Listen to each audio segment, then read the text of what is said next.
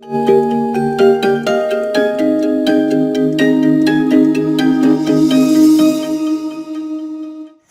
mes chers élèves de l'EB9, j'espère que vous soyez en bonne santé. Aujourd'hui, on va continuer la dernière partie de l'activité 4 qui explique le passage des aliments complexes en nutriments simples.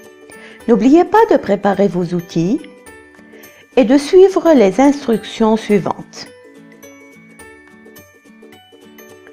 À la fin de cette vidéo, vous devez être capable d'analyser des expériences in vitro de la digestion du maltose, de résumer la digestion mécanique et chimique tout au long du tube digestif, de représenter et décrire la simplification moléculaire de quelques aliments en utilisant un diagramme fonctionnel.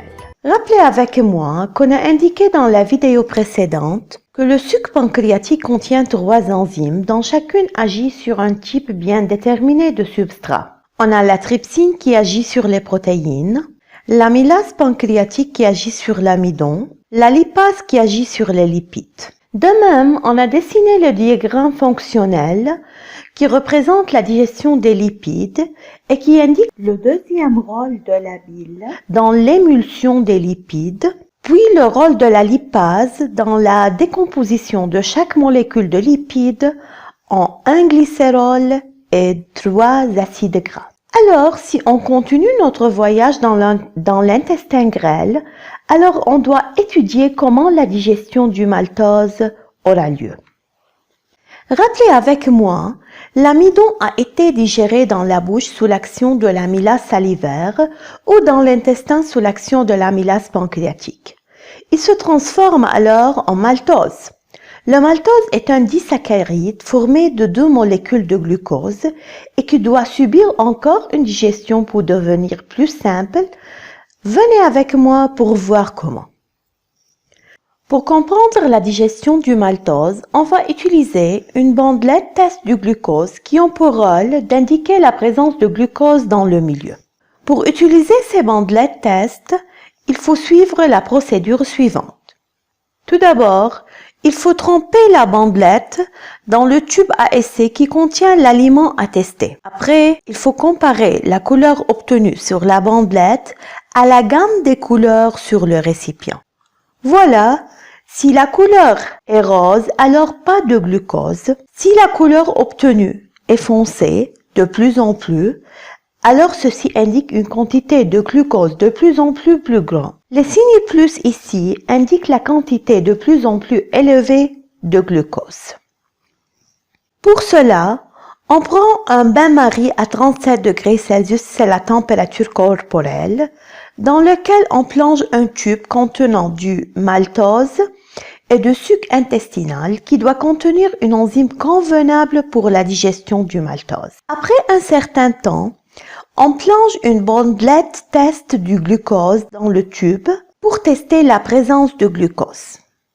N'oubliez pas, ici le substrat c'est le maltose, le sucre c'est le sucre intestinal. Pour interpréter les résultats de l'expérience, on dit qu'après qu'on plonge la bandelette test du glucose dans le tube à essai contenant le maltose et le sucre intestinal, la couleur de la bandelette change en violet.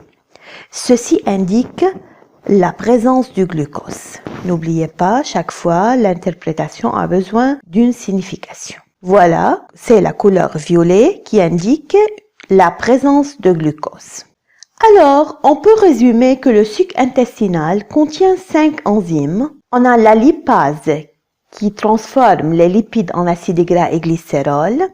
On a les repsines qui transforment les protéines en acides aminés. La saccharose qui transforme le saccharose en glucose et fructose.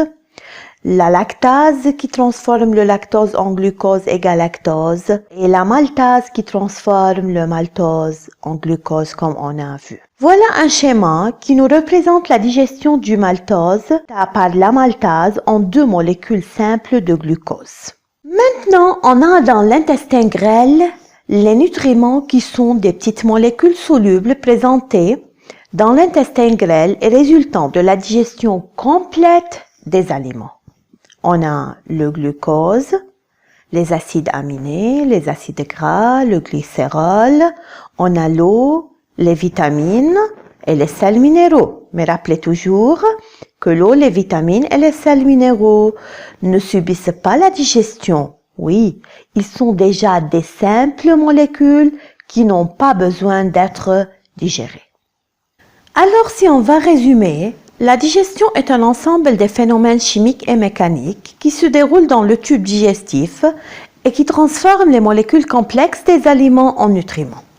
Rappelez toujours que la digestion chimique est une digestion effectuée par les enzymes qui se trouvent dans le tube digestif, tandis que la digestion mécanique est provoquée par les mouvements effectués par les organes de ce tube digestif. Commençons tout d'abord par la bouche, où le pH est égal à 7. On trouve la mastication qui est la digestion mécanique, voilà, et qui facilite la digestion chimique effectuée par l'amylase salivaire pour transformer l'amidon en maltose. Puis on passe à l'ésophage, voilà, qui effectue un type de digestion mécanique à l'aide de ces mouvements péristaltiques. Regardez avec moi très bien, sont les mouvements péristaltiques. En réalité, il s'agit des contractions et de relâchements progressifs qui font passer le bol progressivement vers l'estomac sans aucune digestion chimique au niveau de l'ésophage à cause de l'absence de n'importe quel type d'enzyme.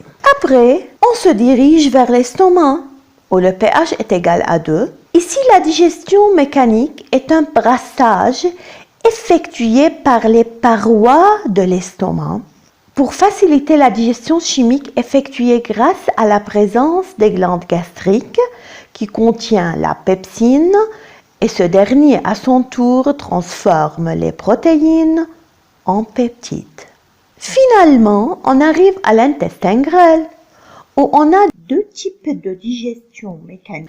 Les mouvements péristaltiques et le brassage effectué toujours par les parois musculaires de l'intestin grêle.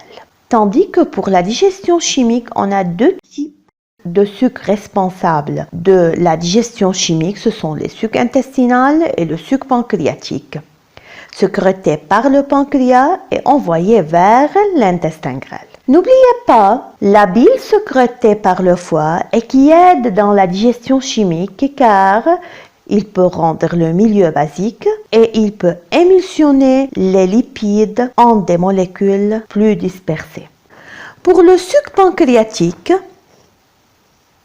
rappelez toujours qu'on a trois enzymes, l'amylase qui agit sur l'amidon pour le transformer en maltose, la trypsine qui transforme les protéines en acides aminés, la lipase qui transforme les lipides en acides gras et glycérol. On a de même le suc intestinal qui contient la lipase qui transforme les lipides en acides gras et glycérol. Et on a la maltase qui transforme le maltose en glucose. Alors, à la fin de la digestion, on obtiendra les nutriments suivants. Le glucose, les acides gras, le glycérol, les acides aminés, l'eau, les vitamines et les sels minéraux, prêts à être envoyés vers les cellules.